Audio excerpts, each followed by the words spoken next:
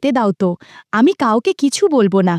আমি বললাম, এই দিনটার জন্য আমি কতদিন থেকে আশা করেছিলাম গো বৌদি, কিভাবে তোমাকে ছাড়ি বলো তো।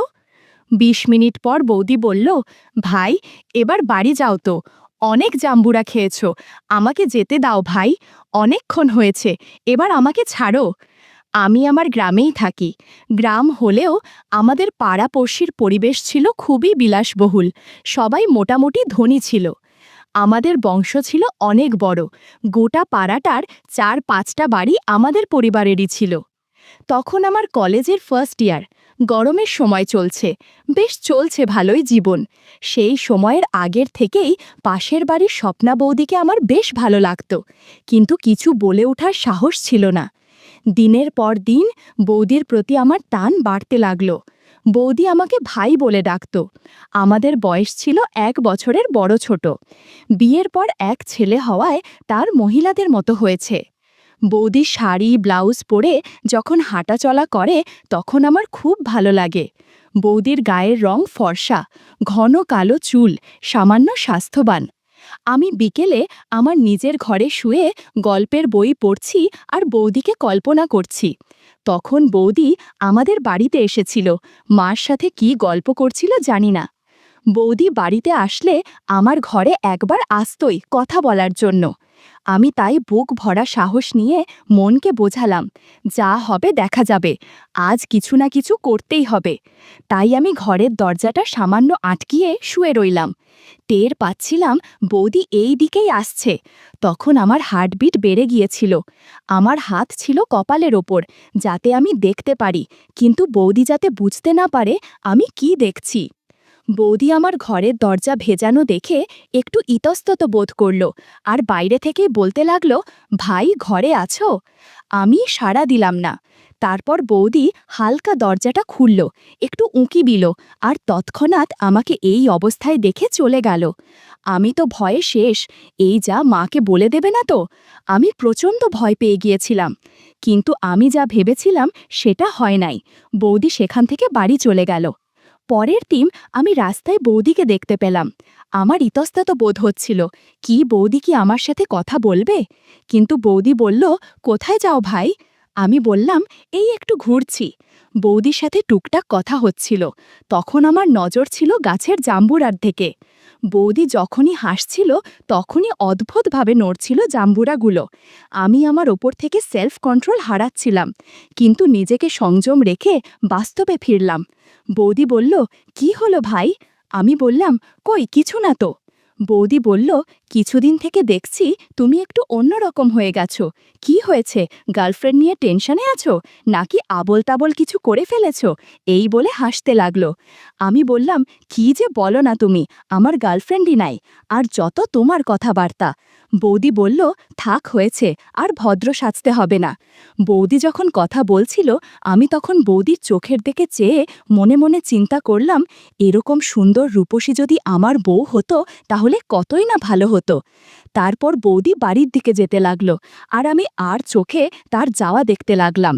কি সুন্দর দেখতে! ভগবান, আমি তো মরেই যাব। তারপর নিজেকে সংযত রেখে বাড়ির উদ্দেশ্যে রওনা দিলাম। রাতে বাড়ি এসে ভাবলাম, আর বারবার চোখের সামনে বৌদির চেহারা ভেসে আসছিল। আমার রাতের ঘুমটাও উড়ে গিয়েছিল। এইভাবে আর থাকা যাবে না, কিছু একটা করতেই হবে, না হলে আমার মন শান্ত হবে না। আচ্ছা আপনারাই বলুন তো, যদি আপনার সামনে দিয়ে সবসময় এরকম কেউ চলাচল করে যার, তাহলে আপনাদের কেমন লাগবে? আমার ঘরের জানালা থেকে বৌদির কলের পাড় স্পষ্ট দেখা যেত। দেখতে দেখতে ১ সপ্তাহ কেটে গেল। একদিন সন্ধ্যায় ঘরে সব জানালা লাগাচ্ছি, যাতে ঘরে মশা না ঢুকে পড়ে। প্রায় অন্ধকার হয়েই এসেছিল। তখনই আমার নজর পড়ল কলের পাড়ে। সেখানে দেখতে পেলাম বৌদি বাসন মাজছে, হালকা হালকা বোঝা যাচ্ছিল। তখনই বৌদি গিয়ে লাইট অন করল এবং সবটা পরিষ্কার দেখা যাচ্ছিল। বৌদির শাড়ি অগোছালো হয়ে আছে। আমি এক দৃষ্টিতে বৌদিকে দেখছি। দেখতে দেখতে বৌদির বাসন মাজা হয়ে গেছে, সেখানে আর কেউ নেই। তারপর মা ডাক দিল। আমি তৎক্ষণাৎ গেলাম আর জানালাটা লাগাতে ভুলে গেলাম। তারপর আধ ঘন্টা পরে মনে পড়ল যে জানালাটা খোলা রয়েছে, লাগাতে ভুলে গেছি।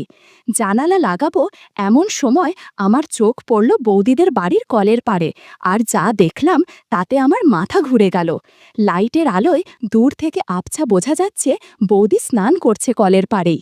যদিও বাথরুম কলের ঠিক পাশেই, তবুও বাথরুমে যায়নি। আমি এই দৃশ্য দেখে প্রায় হতভম্ব হয়ে দাঁড়িয়ে রইলাম। তার মিনিট দুয়েক পর আমি বাস্তবে ফিরলাম। বৌদি ব্লাউজ রেখে শুধু একটা শাড়ি চাপিয়ে জল ঢেলেই চলেছে। আমার জানালা থেকে ঠিকঠাক বোঝা যাচ্ছে না, কিন্তু ঠিকই বুঝতে পারছিলাম। আমি জানালাটা লাগালাম এবং বাড়ি থেকে বেরিয়ে আসছিলাম। তখন মা জিজ্ঞাসা করল, এখন রাতে কোথায় যাচ্ছিস? আমি বললাম, ঘরে নেটওয়ার্ক পাচ্ছে না, একটু রাস্তায় যাচ্ছি, দরকার আছে। এই বলে আমি বাড়ি থেকে বেরিয়ে আসলাম। বাড়ির বাইরে থেকে ভাবছিলাম এখন কি করব। তখন আমার মাথায় চিন্তাশক্তি কাজ করছিল না। আমি অন্ধকারেই যেতে লাগলাম, দাদাদের বাড়ির পেছন দিকে। যেখানে আমার দিনের বেলা যেতেই ভয় করত, সেখানেই আমি এই অন্ধকারে চলে আসলাম। সেটা ভেবে আমি নিজেই নিজের প্রতি বিশ্বাস করতে পারছিলাম না। সেই জায়গাটায় অনেক গাছপালা ছিল, আর ছিল প্রচণ্ড অন্ধকার। কলের পাশে একটা ঝোপ ছিল, আমি সেখানে চলে এসেছিলাম। সামনে শুধু একটা টিনের বেড়া ছিল, আর সেই বেড়ার ওপর প্রান্তে বৌদি। আমি সেখানে চুপচাপ দাঁড়িয়ে আছি, কি করব বুঝতে পারছি না। আমার পা কাঁপছিল, ভয়ে যদি ধরা পড়ে যায়। তখনই আমি টিনের বেড়াতে একটা মোটা ছিদ্র দেখতে পেলাম, একেবারে বেড়ার কোণার প্রান্তে। আমি সেদিকে গেলাম, তারপর সাহস করে একটা চোখ লাগালাম। যা দেখলাম সেটা দেখে আমার অবস্থা খারাপ। বন্ধুরা, এসব ঘটনা সরাসরি বলা যাচ্ছে না। তোমরা যারা খোলামেলা গল্প শুনতে চাও, তারা আমার ওয়েবসাইট ভিজিট করো, সেখানে একদম খোলামেলা গল্প দেয়া আছে। কিছুক্ষণ পর বৌদি স্নান সেরে নিজের ঘরে চলে গেল, আর আমিও বাড়ি চলে আসলাম। এরপর 5 দিন পেরিয়ে গেল। আমি সারাদিন শুধু ঘরেই থাকা শুরু করলাম, আর বৌদিকে নিয়ে কল্পনা করতাম। সেই সময়কালে আমি বৌদির ছেলে গুড্ডুকে বিকালবেলা পড়াতাম আমাদের বাড়িতেই। গুড্ডুর বয়স বেশি একটা ছিল না, সে আমাকে কাকাই করে ডাকত। বিকালবেলা গুড্ডুকে পড়াচ্ছি, পড়াতে পড়াতে এর ভালো লাগছিল না, ভাবছি ছুটি দিয়ে দেব। সেই সময় বৌদি আসলো গুড্ডুকে নিতে। বৌদি নাইটি পরেই চলে আসলো, আর আমি লক্ষ্য করলাম নাইটিতে আলো ছায়ার উপস্থিতি বোঝা যাচ্ছে। বৌদি বলল, কি ভাই, বাবুকে পড়ানো হয়েছে? আমি বললাম, এই তো, আর 15 মিনিট তারপরেই ছুটি, তুমি একটু বসো, ওকে একবারেই নিয়ে যাও। বৌদি বলল, আচ্ছা, কাকি কোথায়? আমি বললাম, মা একটু বাজারে গিয়েছে, তুমি বসো। আমি গুড্ডুকে পড়াচ্ছি, কিন্তু আমার মন ছিল বৌদির দিকেই। একটু পর আমি গুড্ডুকে ছুটি দিয়ে দিলাম। বৌদিকে বললাম, নাও, হয়ে গেছে, এবার ওকে নিয়ে যাও। আমি উঠে পড়লাম, গুড্ডুকে নিয়ে নিচে উঠোনে আসলাম। বৌদি তখন সিঁড়ি থেকে আমাদের পিছন পিছনেই নামছিল। ঠিক তখনই হোঁচট খেয়ে বৌদি পড়ে যাবে, সেই সময়েই আমি দৌড়ে গিয়ে বৌদিকে সাপোর্ট দিলাম। তাড়াহুড়ো করে ধরতে গিয়ে কি যে হলো তা বলে বোঝাতে পারবো না। পরিস্থিতি এড়াতে বৌদি তখন তাড়াতাড়ি সরে যায়। জিজ্ঞাসা করলাম আমি, বৌদি, তোমার লাগেনি তো? বৌদি বলল, না, ঠিক আছি, তুমি না ধরলে পড়েই যেতাম, থ্যাঙ্কস ভাই। এই বলে গুড্ডুকে নিয়ে চলে গেল। মনে মনে ভাবলাম, না, আজ আর হলো না। পরের দিন আমি আমার ঘরের জানলার সামনে বসে পর্যবেক্ষণ করতে থাকলাম বৌদি কতবার কলের পাড়ে আসে দিনে। আমি সেই সময়টা লক্ষ্য রাখতে থাকলাম এবং বুঝতে পারলাম যে বৌদি সবথেকে বেশি বিকালের দিকের সময়টায় বেশি আসে, আর পাশের ফুলগাছগুলোয় জল দেয়, যা আমার ঘরের সেই জানলা থেকে কিছুটা দূরে। তবুও স্পষ্ট দেখা যেত সব, কেননা সেই জানলা দিয়ে বৌদির সাথে অনেকবার কোথাও হতো। তারপর একদিন পাড়াতে এক প্রতিবেশীর বিয়ে ছিল, যেখানে সবার যাওয়ার কথা ছিল। বিকালে আমি ঘরে শুয়ে ভিডিও গেম খেলছিলাম, তখন লক্ষ্য করলাম যে বৌদি কলের পাড়ে বাসন মাজছে এবং তারপরেই সে ফুলের গাছে জল দিবে। তাই আমি কিছু একটা করার সিদ্ধান্ত নিলাম। আমি আমার ঘরের সব দরজা জানালা বন্ধ করে দিয়ে শুধু ওই জানলাটা খোলা রাখলাম, আর ঘরের লাইট জ্বালিয়ে দিলাম। তারপর আমি জানলাটার সামনের একটা পার্ট অল্প আজিয়ে দিলাম, এমনভাবে যাতে আমার মুখ বাইরে থেকে দেখা না যায়, কিন্তু আমি যাতে সবটা দেখতে পারি। কিছুক্ষণ পর বৌদি এদিকে আসলো এবং ফুল গাছে জল দিতে লাগলো। তখন আমার খুব ভয় লাগছিল, তবুও আমি আমার কাজ চালিয়ে যেতে লাগছিলাম। কিন্তু বৌদি আমার জানলার দিকে একবারও দেখল না। কিন্তু আমার ঘর থেকে সব স্পষ্ট দেখতে পাচ্ছিলাম যে বৌদি উবু হয়ে ফুল গাছে জল দিচ্ছিল। আমি লক্ষ্য করলাম দুটো জবা ফুল খুব যত্নে আগলে রেখেছে। এরকম জবা ফুল আমি আগে দেখিনি বন্ধুরা। আমি জাদুর লাঠি বের করে নাড়াতে লাগলাম। আচমকা আমার হাঁচি আসলো, আর বৌদি আমাকে দেখে ফেলল এই অবস্থায়। তবুও আমি থামলাম না। এদিকে বৌদিও অবাক দৃষ্টিতে তাকিয়ে আছে আর ফুল কাছে জল দিচ্ছে। যখন আমার হয়ে গেল, তখনই বৌদি তড়িঘড়ি করে গাছে জল দিয়ে ঘরে চলে গেল। ঘণ্টাখানেক পর বাড়ির সবাই বিয়ে বাড়িতে যায়। সেখানে কিছুক্ষণ পরে দাদা বৌদিরাও যায়। বৌদি সেই সময় অনেক সেজেগুজে এসেছিল। দারুণ দেখাচ্ছিল বৌদিকে। আমি যে বৌদিকে লক্ষ্য করছি সেটা সে বুঝতে পেরেছ, শুধু না দেখার ভান করে যাচ্ছে। আমি বৌদিকে বললাম, কি হলো, তুমি আজকে একটু চুপচাপ মনে হচ্ছে, ব্যাপার কি? বৌদি কিছু বলল না। তখন আমি বৌদির হাতটা ধরে বললাম, কি হয়েছে বৌদি? তখন বৌদি আমার হাতটা ছাড়িয়ে বলল, কই কিছু না তো, বলে চলে যেতে লাগলো। তখন আমি বৌদিকে বাধা দিলাম, আর বৌদির চোখের দিকে তাকিয়ে বলেই দিলাম যে, বৌদি, আমি তোমাকে খুব ভালোবাসি। তখন আমার ভেতরে এত কনফিডেন্স কোথা থেকে যে আসলো আমি জানি না। তারপর বৌদি রেগে গিয়ে আমার গালে একটা চড় মারল, আর এখান থেকে চলে যেতে লাগলো। তারপর আমি আবার তাকে বাধা দিলাম। ফিসফিস করে বললাম, আজকে বিকেলে ফুল গাছে জল দেওয়ার সময় তো অনেকক্ষণ দেখলে আমার কাণ্ডকীর্তি, তখন তো তুমি খুব খুশি ছিলে, এখন কি হলো? বৌদি এইসব শোনার জন্য মোটেও প্রস্তুত ছিল না। বেশ অবাক হয়ে গেল যে আমি কিভাবে জানতে পারলাম। এই সুযোগে কিছু করতে যাব তখনই গুড্ডু এসে পড়ল, আর বৌদিকে যেতে দিলাম। গুড্ডুর সাথে বৌদি চলে গেল। বিয়েবাড়ির অনুষ্ঠান সেরে বাড়িতে চলে আসলাম। পরের দিন বৌদি আর সেই ফুল গাছে জল দিতে আসলো না, এমনকি কলপাড়েও আর কাপড় কাচতে কিংবা বাসন মাজতে আসেনি। আমি চিন্তায় পড়ে গেলাম যে আমি কি খুব তাড়াতাড়ি করে ফেললাম নাকি সবকিছু। কয়েকদিন পর বৌদি আমাদের বাড়ি আসলো আর সোজা মার কাছে গেল। আমি তো ভয়ে কাঠ হয়ে গেলাম। যা ভাবলাম তার উল্টো হলো। বৌদি আমার মায়ের মধ্যে স্বাভাবিক কথাবার্তাই হচ্ছিল। আমি একটু নিশ্চিন্ত হলাম। বৌদি বলতে লাগলো যে, গুড্ডুর বাবা তো আজকে বাড়ি থাকবে না, তুমি সন্ধ্যার পর আমার বাড়িতে পৌঁছে দিও। কি পাঠানোর কথা বলছিল আমি জানি না। তারপর ওখান থেকে আমি রুমে চলে আসি। কিন্তু আজকে বৌদি আমার রুমে আসলো না, যার ফলে আমি আরও চিন্তায় পড়ে গেলাম যে বৌদির সাথে আমার আর কিচ্ছুটি হবে না, সব ভেস্তে গেল। সন্ধ্যায় মা বলল, যা এই ব্যাগটা গিয়ে দাদাদের বাড়ি দিয়ে আয়। আমি তো শুনে খুশি হয়ে গেলাম। বললাম, এটাতে কি আছে? মা বলল যে এই ব্যাগটাতে তোর দাদাদের বাড়ির কিছু বাজার আছে। আজকে তোর দাদা বাড়িতে ছিল না বলে তোর বৌদি তোর বাবাকে দিয়ে বাজার আনিয়েছিল। বিটালে বৌদি এসেছিল নিতে, কিন্তু তখন তোর বাবা আসেনি বাজার থেকে। যা এখন এটা বৌদিকে দিয়ে আয়। আমি খুব এক্সাইটেড ছিলাম। সোজা চলে গেলাম ব্যাগটা নিয়ে বৌদির বাড়িতে।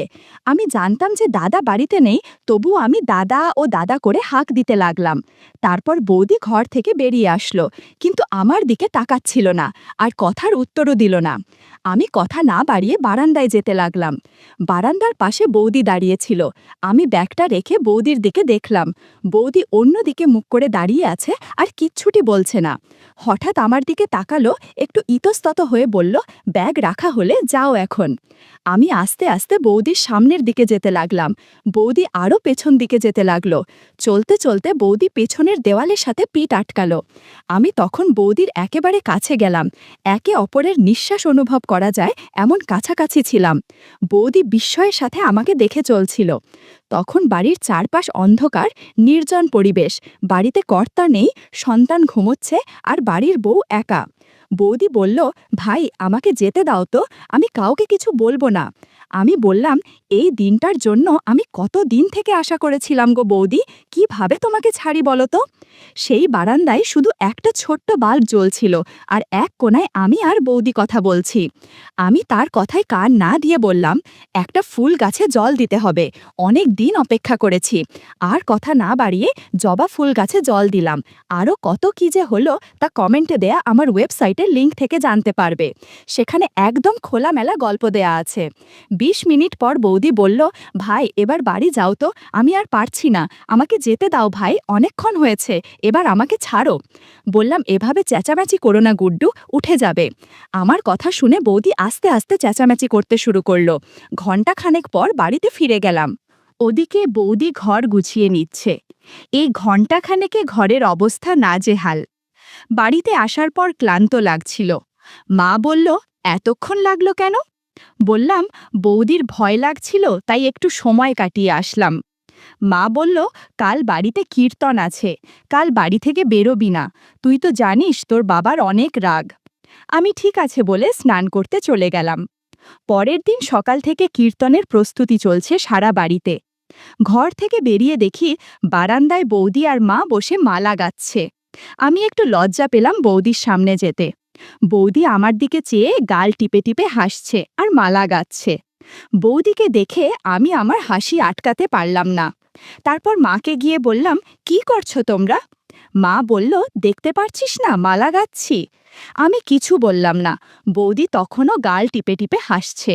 মা সেখান থেকে অন্য কাজে চলে গেল। বৌদি সেখানে মালা বানাচ্ছিল। আমি বৌদির কাছে গিয়ে বললাম, আমিও মালা গাঁথব? বৌদি মুচকি হেসে বলল, কি গাঁথবে ভাই?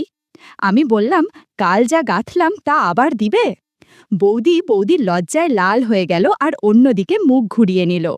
আমি ইশারা করে বললাম, চলো ওই গুদাম ঘরে যাই, ওখানে কীর্তন শোনাবো তোমাকে।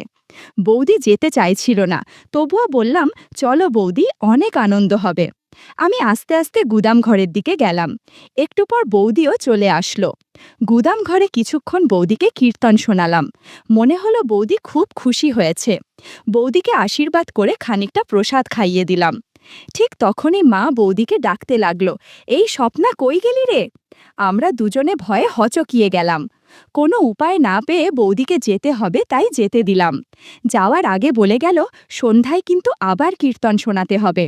বন্ধুরা, সন্ধ্যার পরে কীর্তন শোনার মাঝে বৌদির সাথে কি কি হলো আর কীর্তন শেষে বৌদিকে বাড়িতে দিয়ে আসার সময় যা হলো তা আগামী পর্বে শোনাবো ঠিক রাত ৮টা ১৫ মিনিটে।